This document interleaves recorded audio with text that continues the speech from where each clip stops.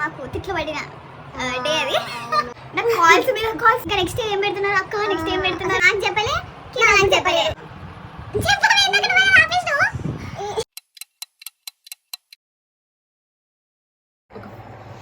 Okay, so ఈ campaigning ప్రాసెస్లో ఒక funny incidents, too funny incidents అయినాయి యాక్చువల్లీ.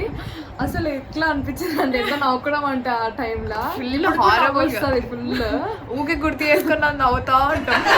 యాక్చువల్లీ ఏమైందంటే ఒక apartment, we don't want to mention the name, ఎందుకంటే ఆ అపార్ట్మెంట్ నుంచి మాకు వచ్చారు 4 మెంబర్స్ కూడా వచ్చారు అనమాట. అయితే వెళ్ళినాము, నార్మల్గా డోర్ టు డోర్ క్యాంపెయినింగ్ చేస్తాం కదా, అట్లనే చేస్తుంటే వాళ్ళు హిందీ వాళ్ళు ఏమో ఏదో లాంగ్వేజ్ కూడా అర్థం కాలేదు నాకు. అయితే హిందీ హిందీ లాగా, కాకపోతే హిందీ కాదో తెలీదు. అయితే నాకు హిందీ రాదనమాట. అయితే ఫ్రెండ్ తో మాట్లాడడం అంటే చెప్పింది అనమాట, ఇట్లా క్యాంప్, సమ్మర్ క్యాంప్, ఇట్లా 5 to 15 years కిడ్స్ అనేసి చెప్తుంది అనమాట. సడన్ గా లోపలికి వెళ్ళిపోయిండు. నేను లోపలికి ఎందుకు వెళ్ళానో నాకు అర్థం కాలేదు. అంటే యూజువల్లీ వేరే దాంట్లో పేరెంట్స్ ఏంటంటే ఫోన్ తీసుకొచ్చి ఫోటో తీసుకోవడానికి పోస్టర్ లేకపోతే వాళ్ళ పిల్లల్ని పిలుచుకొచ్చి నీకు పిలవడానికి వెళ్తారు. అయితే వెళ్ళిండు, 5 to 8 minutes అయింది, ఇంకా వస్తలేడు.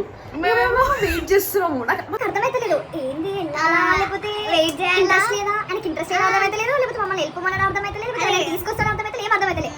5 to 7 minutes వరకు అట్లనే నిల్చున్నాము. సరే వెళ్ళిపోదాం అనుకుని స్టార్ట్ అయ్యి ఇంట్రెస్ట్ లేదేమో అన్నట్టు, ఏదో ఒకటి ఇంట్రెస్ట్ ఇంట్రెస్ట్ లేదని ముఖమే చెప్తే మేము వెళ్ళిపోతాం అనేసి అనుకున్నాం. సర్లేగా అనేసి ఒక 2 steps ఇట్లా ఆ డోర్ నుంచి ఇట్లా వెళ్తున్నాము. వచ్చి 50 rupees వచ్చింది.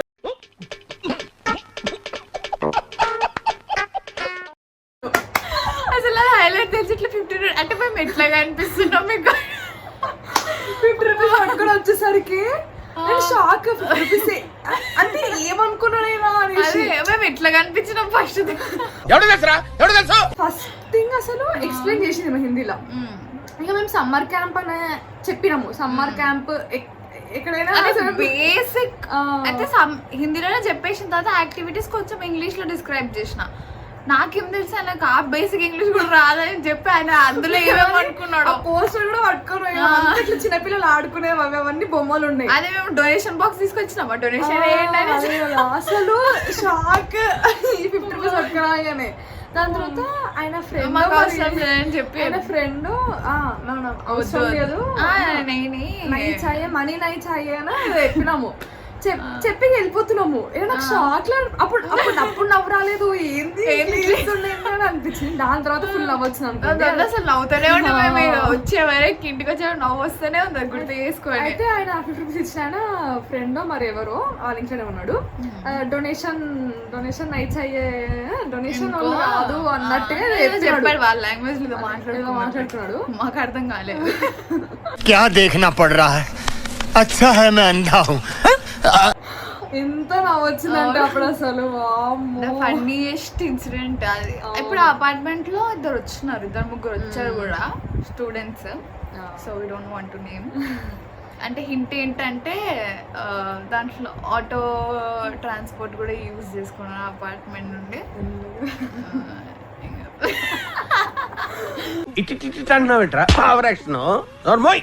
ఒక ఇన్సిడెంట్ సేమ్ ఆల్మోస్ట్ ఇట్లాంటిది అనుకోండి. ఇది వేరే అపార్ట్మెంట్ లో. దాంట్లో ఏమైందంటే అమ్మమ్మ ఏజ్ వాళ్ళు ఉండే అనమాట. వాళ్ళ మనవరాలు వాళ్ళ డాటర్స్ ఎవరు బెడ్రూమ్ లో ఉండే అనుకుంటా. అయితే ఇట్లా చిన్నపిల్లలు ఎవరైనా ఉన్నారా మీ ఇంట్లో అనేసి అని అడిగితే ఆమెకు అర్థం కాలేదు, అసలు ఏందో ఆమెకు అర్థం కాలేదు. అయితే సరే అనేసి లేరేమో అనుకునేసి లేరు అనేసి ఏదో చెప్తే వెళ్ళిపోతుండే అనమాట. వెళ్ళిపోతుంటే వాళ్ళ డాటర్ ఎవరో వచ్చి అది వాళ్ళ అమ్మమ్మకి ఎక్స్ప్లెయిన్ చేస్తుంది అనమాట. డొనేషన్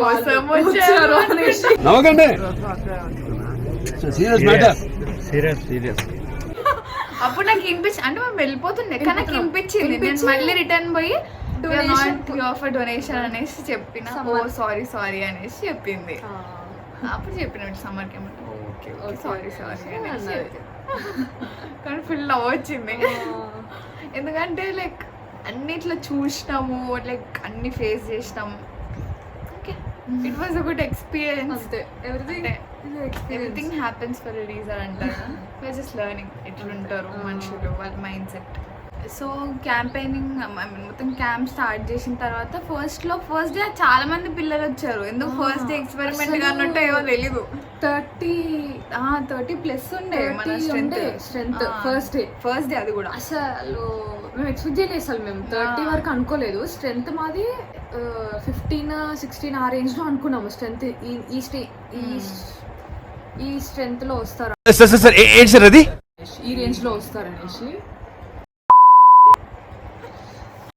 30-32 ఆ రేంజ్ లో ఉండే. అసలు ఎక్స్పెక్ట్ చేయలే అమ్మా. కాకపోతే ఏంటంటే అందరూ ఏమంటారు ట్రయల్ చేసినారు. 1 వీక్ వచ్చినారు, తర్వాత రాలే అనమాట. తర్వాత ఊరికి వెళ్ళిపోయినారు. అంటే వాళ్ళకి తెలుసు ఊరికి పంపిస్తామని తెలిసి జస్ట్ 1 వీక్ పంపిద్దాము అని పంపించారు. ఇదండి జరిగింది. సమయాభావం వల్ల కొంచెం ఫాస్ట్గా చెప్పేసావా? ఈ టైంలో మహాభారతం చెప్పేసి సర్లేండి. అండ్ 30+ వచ్చేసరికి వావ్ అనిపించింది. అట్లనే వస్తారు అనేసి అనుకున్నాము. కాకపోతే ఏమైపోయిందంటే మేము ఫుల్ పేమెంట్ తీసుకోలేమన్నమాట. ఫస్ట్ ఓన్లీ అడ్వాన్స్ పే చేయండి, మిగతా అమౌంట్ లాస్ట్ వరకు పే చేయొచ్చు అన్నట్టు చెప్పామన్నమాట. అదే పెద్ద డ్రాబ్యాక్ అసలు. ఎందుకంటే దానివల్ల ఏమైపోయిందంటే ఒక 6 మెంబర్స్ వరకు అంటే 500 పే చేసినారు అడ్వాన్స్ లాగా. పే చేసి 1 వీక్ వచ్చారు అండ్ ఊరికి వెళ్ళిపోవడము ఆర్ అట్లా అయిపోయింది అనమాట. అంటే వాళ్ళకి తెలుసు ఇట్లా వెళ్తామని చెప్పి జస్ట్ ఏదో 1 వీక్ ఇట్లా పంపించి, ఒక పేరెంట్ అయితే అడ్వాన్స్ కూడా ఇవ్వలే. రేపిస్తాం అని చెప్పి అట్లీస్ట్ ఏమంటారు మేము జస్ట్ చూడడానికి పంపిస్తున్నాము అని చెప్తే మాకు ఓకే, అట్లా ఏం లేదు. అదేంటి పంపిస్తాను నేను, అడ్వాన్స్ పే చేయాలి అని చెప్పినప్పుడు రేపిస్తాం అనేసి ఇట్లా 1 వీక్ అట్లనే చెప్పుకుంటూ వచ్చింది. రేపిస్తా. సరే అంటే మనం మరీ అట్లా ఉండాం కదా, రేపిస్తా అంటే ఓకే కదా, వదిలేస్తాం కదా. సో కరెక్ట్ 1 వీక్ వచ్చినారు. 1 వీక్ వచ్చిన అన్ని యాక్టివిటీస్ చేసినారు. అయిపోయినాక ఇంకా రావట్లేదు. ఇంకా ఏంటి రావట్లేదు అనేసి కాల్ చేస్తే స్విచ్ ఆఫ్. స్విచ్ ఆఫ్ ఇట్లా పెట్టుకున్నారు. ఇంకొకసారి కాల్ చేస్తే బిజీ, ఇక ఏదో ఒకటి బిజీ వస్తుండే మాక్సిమం నాకు తెలిసి. అదేదో ఫస్ట్ డే చెప్పుంటే అడ్వాన్స్ పే చేయము, జస్ట్ ఇట్లా చూడడానికి పంపిస్తాను ఒక 2-3 డేస్ అన్నట్టు ముందే చెప్పుంటే అయిపోయింది. మేమేం వద్దన్నాము కదా, ఎందుకంటే జస్ట్ చూడడానికంటే ఇట్స్ ఓకే కదా. అదే కాకపోతే వాళ్ళు అసలు ఇంకా అందరైనా అడ్వాన్స్ అయినా పే చేస్తారు, కానీ వాళ్ళైతే అసలు అడ్వాన్స్ కూడా పే చేయలేదు. అడ్వాన్స్ కూడా పే చేయలేదు. ఇంకా అయిపోయిందిలే. అప్పుడైతే ఒక ఫేజ్ తెలుసా ఎట్లా అంటే, ఒక అపార్ట్మెంట్ నుండి వస్తుండే అనమాట. వాళ్ళని చూసి ఇంకా 2 వచ్చారు. ఒక పేరెంట్ వచ్చారు, 2 కిడ్స్. సో వాళ్ళు ఏమన్నా అనమాట. సో వాళ్ళు అన్నారు రెగ్యులర్ వస్తాము ఇది అనేసి అన్నారు. సో ట్రాన్స్పోర్ట్ ది హెడ్ఏక్ అనవసరంగా మేము తీసుకున్నాం. ఆ హెడ్ఏక్ తీసుకోకపోతే అయిపోయింది. అసలు ఉన్న క్యాంప్ అన్ని రోజులలో నాకు అసలు ట్రాన్స్పోర్టే పెద్ద ఇష్యూ అయింది. ఎక్కడ ఏం ఇష్యూ రాలేదు, ట్రాన్స్పోర్ట్ ఒక్కటే. అయితే అంటే వాళ్ళు వస్తాము అన్నారు. యాక్చువల్లీ మాది ఒకటే ట్రాన్స్పోర్ట్ ఉండే అనమాట. కాకపోతే వాళ్ళు 2 పిల్లలు వస్తున్నాము అనేసరికి ఇంకొక ట్రాన్స్పోర్ట్ పెట్టాల్సి వచ్చింది అనమాట. ఎందుకంటే ఒకటే ఆటోలో సరిపోయారు అందరూ. ఇటు ఒక్క ఆటోలో అయితే అందరు ఫిట్, వాళ్ళిద్దరు రాకపోతే ఒక్క ఆటోలో అందరు ఫిట్ అవుతుండే, అడ్జస్ట్ అయిపోతుండే. కొంచెం టైట్ అయినా కూడా అడ్జస్ట్ అవుతుండే అనమాట, అడ్జస్టబుల్గా ఉంటుండే. ఇంకా వీళ్ళిద్దరు వచ్చేసరికి దాంట్లో ఎట్లా పట్టారు అనేసి సరే ఫ్రీగా 2 ఆటోస్ ఉంటాయి కదా అన్నట్టుగా ఇంకొక ఆటో తీసుకున్నాం అనమాట. తీసుకునేసరికి ఏమైంది, 1 వీక్ వచ్చినారు వాళ్ళు. అయితే యాక్చువల్లీ ఏంటంటే వాళ్ళు పేమెంట్ ఏం చేయలే, ఓన్లీ అడ్వాన్స్ 500 చేసినారు. ఇంకా మాకు ఇది ఒకటి ఏంటంటే ట్రాన్స్పోర్ట్ ఫీ కూడా మేము ఫస్ట్ అడగలేదన్నమాట. సరే ఇస్తారులే అన్నట్టుగా ఇక అడగలేదన్నమాట. అయితే మేము అడ్వాన్స్ ఆటో అంకుల్కి ఇచ్చినాం. ఎట్లాగో ఇస్తారు కదా, లైక్ రెప్యూటెడ్ అపార్ట్మెంట్ వాళ్ళందరూ లైక్ ఎట్లా అంటే సరే ఇస్తారులే ఒక నమ్మకం ఉండే. కానీ వాళ్ళు ఏమైంది, 2-3 డేస్ అయిపోయింది. ఒక 4 డేస్ అట్లా వచ్చారు అనుకుంటా. 4 డేస్ వచ్చారు. ఇంకా నెక్స్ట్ డే నుంచి మేము ఇంకా రాము అనేసి అంటుండే. పిల్లలు రానంటున్నారు. సరే అట్లయితే నేను అడిగాను. నేను ముందే వాళ్ళు వచ్చిన రోజు నేను అడిగా, మీకు ట్రాన్స్పోర్ట్ కావాలా, మీకు పక్కా వస్తారు కదా అని నేను అడిగా. ఎందుకంటే ఇట్లా ఏమైనా అయితే ట్రాన్స్పోర్ట్కి అయితే మేమే కట్టాలి కదా, ఎందుకంటే మేమే మాట్లాడినాం కాబట్టి మా పైననే ఉంటుంది అది. సో పక్కా వస్తారు కదా అని అడిగితే పక్కా వస్తాము రేపటి నుంచి సరే అని చెప్పి ఆటో అంకుల్ నెంబర్ డీటెయిల్స్ అన్నీ పెట్టినాక కూడా వాళ్ళు ఇట్లా లేము ఇదంటే మరి ఇప్పుడు మేము ఆల్రెడీ పే చేస్తాం కదా మీ బదులు, ఎందుకంటే ఇట్లా ఆటో అంకుల్స్ ఒప్పుకోరు. ఇంకా ఈ ఆటో అంకుల్ అయితే అసలే ఒప్పుకోలేదు. లైక్ మీరు పేమెంట్ హాఫ్ చేస్తేనే స్టార్ట్ చేస్తా అన్నట్టు అన్నాడు అనమాట.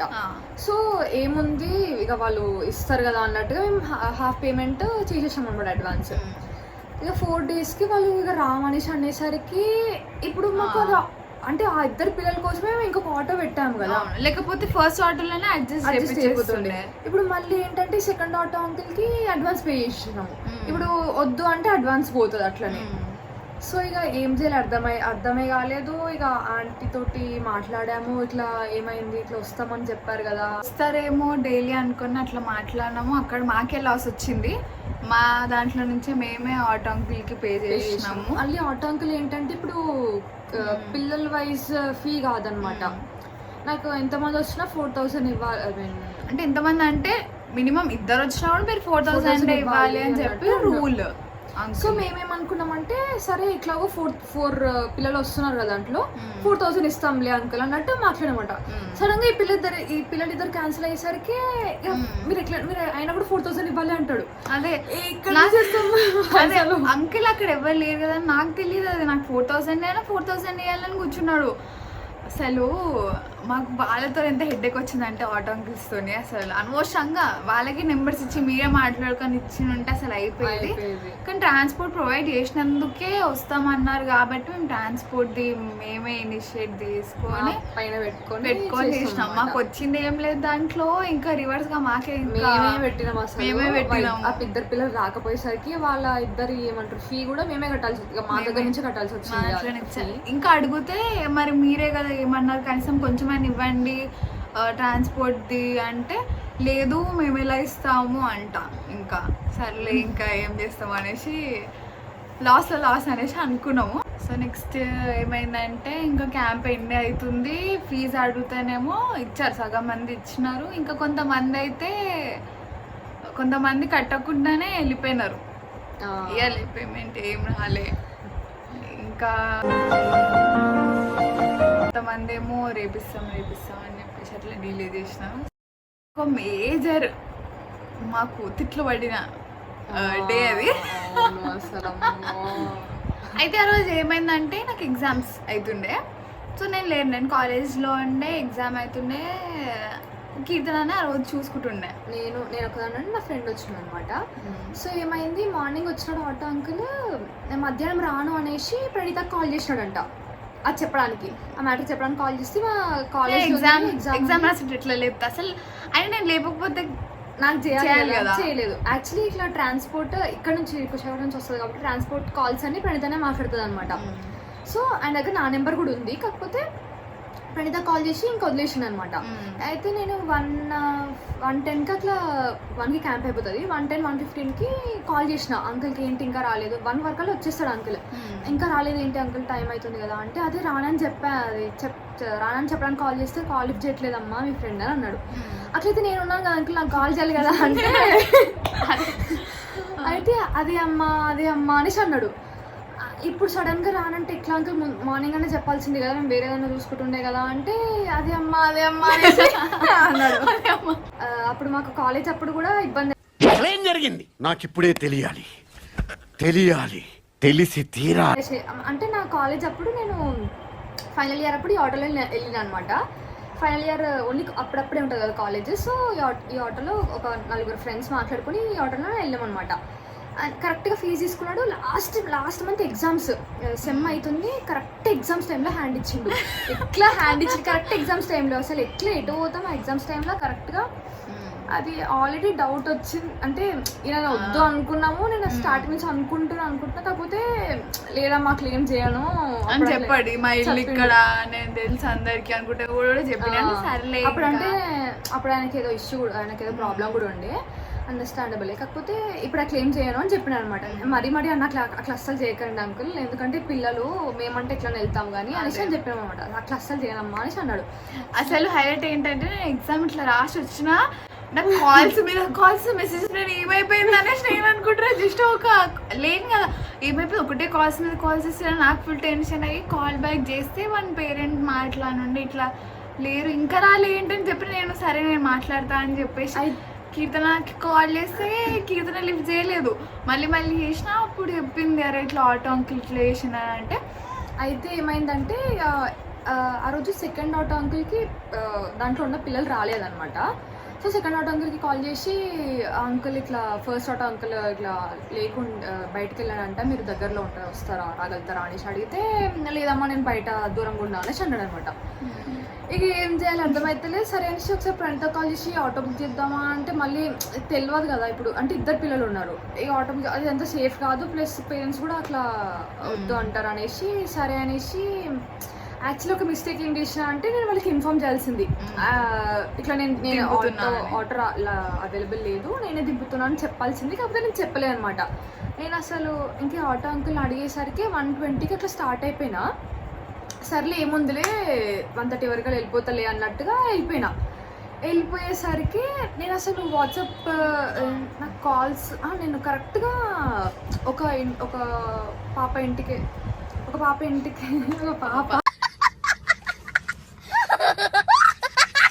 అమ్మాయి ఇంటికి వెళ్ళి ఆమెను డ్రాప్ చేసి సెకండ్ ఇంకొక అమ్మాయి ఇంటికి వెళ్ళాల్సింది అనమాట. కరెక్ట్ అమ్మాయి ఇంటికి వెళ్ళగానే కాల్స్ వస్తున్నాయి అనమాట నాకు. అయితే ఏంటి ఇంకా రాలే అనేసి 130 అయిపోయింది ఇంకా రాలేదు అనేసి. అయితే ఇక లేదు ఇట్లా ఆటో ఇదంతా అయ్యింది. అయితే ఆ పేరెంట్ ఏం చేస్తున్నారు ఆటో వాళ్ళకి కాల్ చేసినమాట. నేను రానని చెప్పేసిన వాళ్ళకి అని చెప్తున్నాడు. నాకు చెప్పలే నాకు చెప్పలేదు, ఇద్దరికి చెప్పలేదు. పొద్దునే చెప్పినా అంటే ఇంకా పొద్దున చెప్పినా అని చెప్పినాడు. ఇక మధ్యలో మమ్మల్ని బుక్ చేసినాడు అట్లా. ఇక పేరెంట్ ఏమో ఇట్లా మీకు ఆల్రెడీ చెప్పినారంట కదా రామని అనేసి వాళ్ళు మమ్మల్ని అడుగుతున్నారు. లేదు ఇప్పుడే నేను కాల్ చేస్తే చెప్పాడు అతను, అందుకే మేమే తీసుకొస్తున్నాం, మళ్ళీ ఇంకెట్లా పంపించినా సేఫ్ కాదు కదా అనేసి మేమే తీసుకొస్తున్నాం అనేసి. నా ఫ్రెండ్ అశ్విత ఉండే అనమాట. అశ్విత నేను ఇద్దరు పిల్లలు వేసుకొని వచ్చినాం అనమాట. అసలు ఇది ఎప్పుడు క్యాంప్ ఎండ్ అవుతున్నప్పుడు ఇట్లా అయింది. Correct 1-2 days మిగిలిండే, 2 days మిగిలిండే. అసలు ఫస్ట్ నుంచి లాస్ట్ వరకు ఏం కంప్లైంట్స్ లేకుండా ఒక్కటి అబ్బా అసలు ఆటో అంకుల్ వల్ల అసలు అదే ఎట్లా అయిపోయింది. అసలు ఇంకొక ఆటో అంకుల్ అయితే ఆయనకు మనీ ఇచ్చిన మన సగం డేస్ రాలేదు, ఇంకొక వీక్ ఎక్స్ట్రా రావాలి, ఇంకా రివర్స్గా మా పైన రేస్ అయిన ఉండే. ఏంటి అంకుల్ రావట్లేదు అంటే వచ్చి ఏం చేయాలమ్మా అక్కడ కూర్చోని పిల్లలు లేరు అంట. ఇంకా నెక్స్ట్ ఏం పెడుతున్నారు అక్క, నెక్స్ట్ ఏం పెడుతున్నారు కూడా నెక్స్ట్ ఇయర్ క్యాంప్ పెడితే పక్క వస్తాం అక్క అనేసి అని కూడా అంటుండే అనమాట. మేము అయినా మిస్ అవుతున్నాం తెలుసా, డైలీ ఒక రొటీన్ అయిపోయి ఇప్పుడు ఖాళీగా అనిపిస్తుంది. అసలు అంటే ఇట్లా మార్నింగ్ లేవగానే క్యాంప్కి వెళ్ళిపోతుండే. అది అసలు నాకు క్యాంప్ దగ్గర అంతా మొత్తం పని అంతా అయ్యేసరికి ఈజీగా 2:30 అట్లా అయిపోతుంది అనమాట. 2:30 వరకు మాకు అదే లోకం అన్నట్టు ఉంటుండే. మరి నెక్స్ట్ డే ఏం చేయాలి, నెక్స్ట్ డే యాక్టివిటీస్ లేకపోతే వీడియోస్ అన్ని వాట్సాప్ గ్రూప్ లో పంపడం అవన్నీ అవుతుండే అనమాట. సో అట్లా గడిచిపోతుండే టైం అంతా. ఇప్పుడేమో పొద్దున్న లేస్తే ఖాళీ, అసలు అమ్మా అంత ఇట్లా డిఫరెంట్ గా అనిపిస్తుంది అసలు. అంటే ఈ ఖాళీనెస్ అంటే ఈ ఖాళీగా ఉండడం చాలా కొత్తగా అనిపిస్తుంది. అదే ఎందుకంటే మేము 2 months నుంచి కష్టపడుతున్నాం కదా, ఫుల్ బిజీగానే ఉంటుండే అనమాట మొత్తం 2 months నుంచి. అంటే క్యాంప్ స్టార్ట్ అవ్వకముందు కూడా మేము ఇట్లా బిజీగానే ఉంటుండే. అంతా అటు ఇటు ఏదో ఒక పని తిరగడము, అది తేవడం ఇది తేవడము, డెకరేషన్ కానీ అవి ఇవి అనేసి. సో ఇప్పుడు మొత్తం అసలు ఏం చేయాలి అర్థమవుతలేదు. మొత్తం ఖాళీ ఉండేసరికి అమ్మ పిచ్చిలేస్తుంది అసలు. అయితే ఇంకా అందరు లాస్ట్లో మేము పేరెంట్స్ నుంచి ఫీడ్బ్యాక్ కూడా తీసుకున్నాము. They field happy and satisfied కూడా. ఇంకా నెక్స్ట్ ఇయర్ ఎప్పుడు పెడుతున్నారు, ఇంకా మంచిగా పెట్టండి, ఇంకా పెద్దగా వస్తారు, చాలామంది వస్తారు అని కూడా చెప్పారు. They too good. అసలు మొత్తం పాజిటివ్ రెస్పాన్స్. మేము కూడా సాటిస్ఫైడ్, వాళ్ళు కూడా సాటిస్ఫైడ్, కిడ్స్ కూడా సాటిస్ఫైడ్. ఇంకా నెక్స్ట్ ఇయర్ మేము మళ్ళీ ఇంకా కొంచెం పెద్దగా ఇంకా కొంచెం ఫీడ్బ్యాక్ తీసుకున్నాం కదా, దాన్ని బట్టి ఫస్ట్ టైం కాబట్టి లైక్ మాకు తెలిసిన వాటిని మాత్రమే పెట్టగలిగినాము. ఇప్పుడు ఆల్రెడీ ఒకసారి చేసినాం కాబట్టి ఇంకెక్కడెక్కడ ఇంప్రూవైజ్ చేయొచ్చు, ఇంకెక్కడెక్కడ మంచిగా చేయొచ్చు అనే ఒక ఐడియాస్ కొన్ని ఇంకా కొంచెం వచ్చినాయి అనమాట. సో అవన్నీ మళ్ళీ పెట్టి ఇంప్లిమెంట్ చేయడానికి ట్రై చేస్తాం నెక్స్ట్ ఇయర్ పెడితే మాత్రం పక్కా. అదే. So I guess that's it for the video. So see you all in the next video. Bye.